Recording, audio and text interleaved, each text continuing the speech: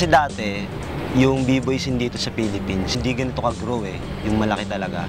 Yung may big event, mga ganun, mga R16. Wala siyang mga ganun. Dati yung mga event lang sa mga club, late night na lagi nag-i-start yung mga event. Tapos, pag may battle, then after ng battle, bugbugan, suntukan, ganun dati. So, sobrang wak pa ng b-boy scene nun. Tapos, hindi pa nila alam kung ano talaga yung battle, kung ano talaga yung cypher, kung ano yung respect, yung mga ganun. Hindi pa nila alam yun. Pero nung siguro mga 2000, 2001, hanggang ngayon, 2013 doon, mas naintindihan nila kung ano yung mga battle. Kasi dumating na rito yung mga iba't ibang music, katulad nila Mouse, nila Dizzy. So, wino-workshop nila kami kung paano mag-respect, kung paano bumate, kung paano sumifer ng tama. Ayun. So, nagkaroon kami ng mga idea kung paano yun. Tapos, in-enhance namin yun sa mga, sa mga practice, yung mga tinuturo nila. So, ngayon, feeling ko, iba na yung b-boy scene ngayon. Naging ko talaga, naging pag-iisip ko, b-boy ako, to make friends. And sa b-boying, nakita ko yun, na maraming naging kaibigan, natutong paano mag-respect. Hindi lang sa loob ng community, paano makisama sa lahat ng klase ng tao through b-boying. Sa mga Pinoy lang, feeling ko parang mas hungry lang tayo pag bumabate. Sa cypher, sobrang hungry.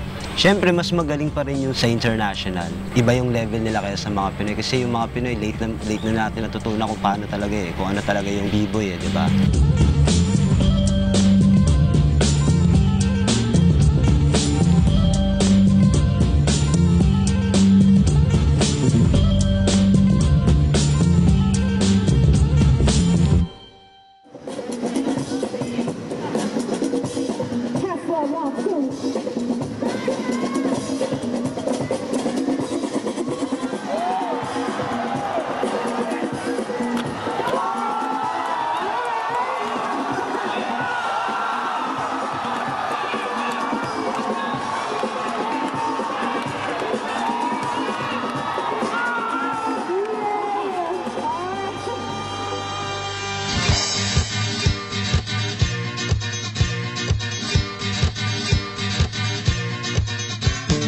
Kung ano yung ginawa ng mga mas nauna sa akin, kung paano nila ako tinanggap sa community, ganun din yung gagawin ko na maging role ko para kahit paano may ambag ako sa community ng b-boying here sa Pinas na i-welcome din lahat ng bago at i-share din yung mga nalalaman.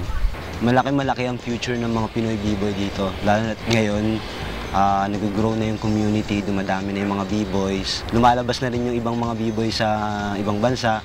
Nagko-compete na rin sila, like SAS Crew, Solstice.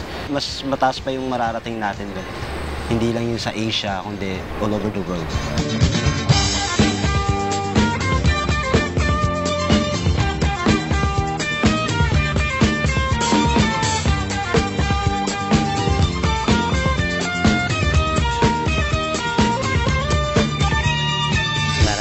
Sacrifice, iba-iba. Meron sa family, meron sa schools, pag-aaral. But yung mga b-boy, patuloy pa rin sila kasi they know na may something, may reason kung bakit din sila nagpapatuloy.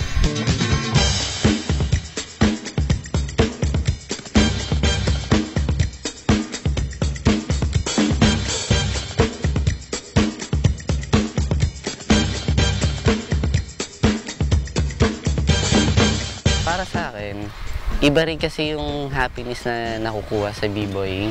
Alam ko nararamdaman din yan ng every b-boy here in Pinas na sa kabila ng ginagawa nilang sacrifice, lose or win, yung passion nila, na pagpatuloy nila, tapos yung saya sa battle, hindi matutumbasan kasi ng kahit anong ng pera o your belts or trophies, yung mga yon. Sobrang importante sa akin kasi sa sobrang tagal, siguro mga 8 or 9 years na ako nag-break. Doon ko naintindihan kung ano talaga yung ginagawa ko eh.